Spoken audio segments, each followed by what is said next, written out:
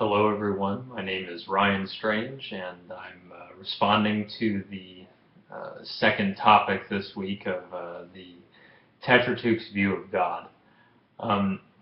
the first four books of the Bible paint a very interesting picture of God, emphasizing a few different characteristics or aspects of his character and his person.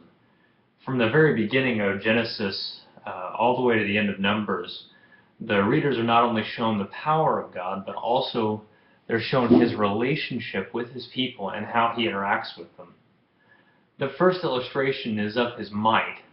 and how it was carried out through his various actions in relation to his people and to the world. Genesis 1:1 begins by saying, "In the beginning, God created the heavens and the earth." From the very beginning of the Torah, the author goes right into a description of the mighty deeds of God, outlining the creation of the stars, the earth, the sea, the creatures, and man, humanity, and describes all of his mighty deeds, which is a theme that he continues that the author continues throughout the Tetratuch. His might is clearly on display through his creation account, and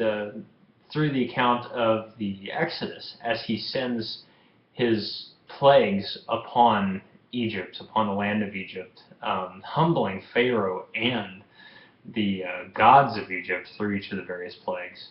and then holding the armies of Egypt at bay as the children of Israel crossed through the Red Sea on a path that he created for them, and then eventually, of course, swallowing the armies of Egypt up in the Red Sea. Now, the second view of God that I see in these first four books is that of the sovereign Lord, who uses even the direst situations that humanity can conceive and transforms them into something beautiful that accomplishes his purpose. I think the clearest picture of this is, of course, the story of Joseph toward the end of Genesis, where the hatred of that his brothers had for him caused them to sell him into slavery. Not only did Joseph end up in Egypt, but he eventually became the right hand, so to speak, of Pharaoh, preparing Egypt for the time of famine that was ahead. Now, the fingerprints of God are throughout this particular story, although there are many others that illustrate the sovereignty of God. The fingerprints of God are throughout this particular story as Joseph prepares Egypt for this time of famine that is ahead. And, of course, famine strikes Egypt as well as Canaan. And the family of Joseph is drawn to Egypt, seeking food, seeking help in this time of famine, and really forces reconciliation, I believe, with the family, with Joseph and his family, as well as ensuring the prosperity of the nation of Israel for a few generations, of course, until the oppression under the pharaohs who did not remember Joseph. Now, the third view that I see of God in these four books might be a little bit more implicit than the first two, which is I believe that the Tetratuch portrays a very jealous God. Now, I know this concept of jealousy has kind of a negative connotation in today's terms, but I'm reminded of the passage in Exodus 25 in the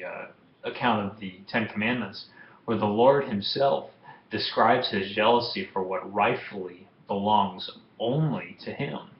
as he lays down the Ten Commandments. And as is demonstrated again in Exodus 34, through the renewal of the covenant with the people of Israel, as well as throughout Leviticus and Numbers, and through the description of the various aspects of covenantal law and the carrying out of that law by Israel. God makes it very clear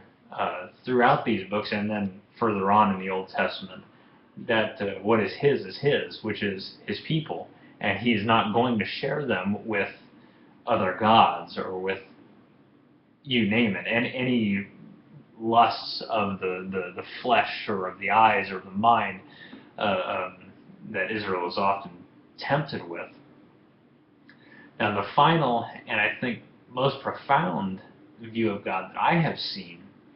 is the authors of the Tetrarch, the authors recognizing of God's holiness. Now, this is clearly seen through the Levitical accounts and the accounts of Numbers. It is seen in the building and the consecration of the tabernacle, as well as the consecration of the priesthood, and the strict processes that they were supposed to follow in carrying out the various sacrifices and festivals and going in and entering into the presence of God, right down to what they wore in order to make themselves as fit as they could be when they entered in front of the holy presence of God. There is even, I find it rather interesting, there is even an account in Leviticus 10 that describes the death of Aaron's sons, Nadab and Abihu, who offered an unauthorized fire before the Lord, thus violating his law and, in a sense, desecrating his sanctuary. They completely disregard the law that the Lord has laid out for them. They offer this fire up, and instead of God's accepting of this fire, which is clearly not intended for his purpose, the fire instead consumes Nadab and Abihu. And I believe it illustrates their